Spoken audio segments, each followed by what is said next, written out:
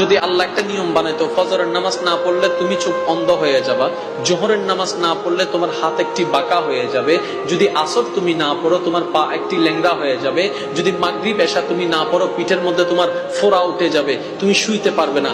আল্লাহ চাইলে এমন নিয়ম দিতে পারতেন কি পারতেন না?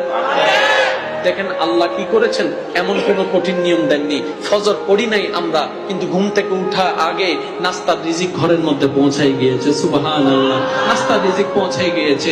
জোহরের আজান চলে যাচ্ছে আমাদের খেয়ালি পনার মধ্যে, তারপরও দেখুন নামাজ না পড়লো জোহরের খাবার পৌঁছাই যাচ্ছে। আসর চলে যাচ্ছে খেলায় কিংবা ঘোরাঘুরির মধ্যে, তারপরে নাস্তা, সন্ধ্যার নাস্তা ঠিকই পৌঁছা যাচ্ছে, চা ঠিকই পৌঁছাই যাচ্ছে।